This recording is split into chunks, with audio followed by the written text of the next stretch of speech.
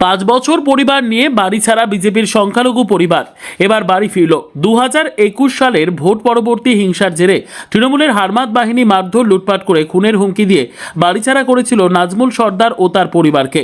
সরকার পরিবর্তন হওয়ার পর নাজমুল সর্দার তার পরিবার নিয়ে এবার বাড়ি ফিরলেন। ঘটনাটি বসিরহাট দক্ষিণ বিধানসভার পিপা পঞ্চায়েতের 124 নম্বর বুথের ঘটনা। বাড়িছাড়া ছিল বিজেপির সংখ্যালঘু কর্মী নাজমুল সর্দার ও তার পরিবার। 2011 সালে বিধানসভা ভোটের পরে বসিরহাট দক্ষিণ বিধানসভা সহ রাজ্যে ক্ষমতায় এসে তৃণমূল সরকার, তারপরই রাজ্যের বিভিন্ন জায়গা সহ এই ফিফা পঞ্চায়েতের বিভিন্ন বিজেপি কর্মী সমর্থকদের ওপর চলে অত্যাচার। এই পঞ্চায়েতের 124 নম্বর বুথের সংখ্যালঘু বিজেপির একনিষ্ঠ কর্মী নাজমুল সর্দারের ওপর এতটাই অত্যাচার হয় এবং তার বাড়ি ঘর ভাঙচুর হয়, লুটপাট হয়। নাজমুল সর্দারকে প্রাণে মেরে ফেলার হুমকি দেয় তৃণমূলের হারমাত বাহিনী। সেই সময় পুলিশ সহ বিভিন্ন জায়গায় অভিযোগ করেও কোনো কাজ না হওয়ায় অবশেষে নিজের প্রাণ বাঁচাতে এবং পরিবারকে বাঁচাতে বাড়ি ছেড়ে পালাতে বাধ্য হয় নাজমুল সর্দার।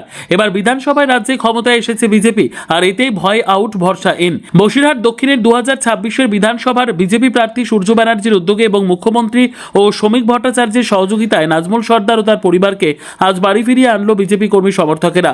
আর এই ঘটনায় একদিকে যেমন খুশি নাজমুল সর্দার ও তার পরিবার, পাশাপাশি খুশি এলাকার মানুষ থেকে শুরু করে বিজেপি কর্মী সমর্থকেরা। আমরা 21 সালে তারকদার হাত দিয়ে বিজেপি করার পর থেকে ভোট গণনার পরের দিনই আমার বাবারে রাস্তায় দুবার ধরে মারে তৃণমূলের গুন্ডা বাহিনী।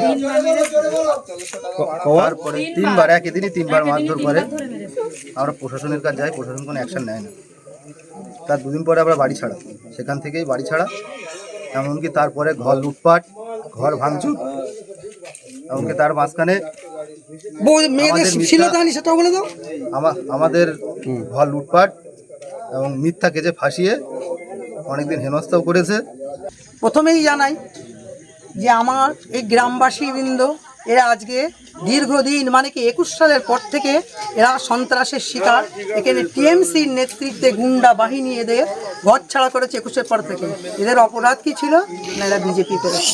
এই অপরাধে ওদের আজ 5 বছর ধরে ওরা আজ ঘর ছাড়া, গৃহহারা, রাস্তায় রাস্তায় ওরা দৌড়ে ঘুরে বেরিয়েছে। হ্যাঁ, এই গুন্ডা বাহিনীর ভয় থেকে। তা আমাদের ওপর মহলের নেতৃত্ব, আমাদের শ্রদ্ধেয় শুভেন্দু অধিকারী মহাশয় মুখ্যমন্ত্রী, আমাদের রাজ্যের সভাপতি শ্রমিক ভট্টাচার্য, ওনাদের নির্দেশে আজকে আমরা এখানে এসেছি এই গৃহহারা, এই বাস্তুহারা এই ফ্যামিলিটাকে আমাদের ঘরে তুলে দেওয়ার জন্য। আমরা তার জন্যে সমস্ত, এখানে একটা ফ্যামিলি না, এখানে অনেকগুলো ফ্যামিলি আছে যে তারা খুবই সন্ত্রাসের শিকার। এই সন্ত্রাসের থেকে মুক্ত করার জন্য, ওদের ভয় ভিড় দূর করার জন্যে আজকে আমরা ভারতীয় জনতা পার্টির পক্ষ থেকে, হ্যাঁ পঞ্চায়েত তো অবশ্যই, ভারতীয় জনতা পার্টির পক্ষ থেকে আমার ভাই কর্মীবৃন্দগুলো এবং আমি একজন মণ্ডলের ভাইস প্রেসিডেন্ট হিসেবে আমাদের যা কর্তব্য আজকে আমরা করলাম। ধন্যবাদ।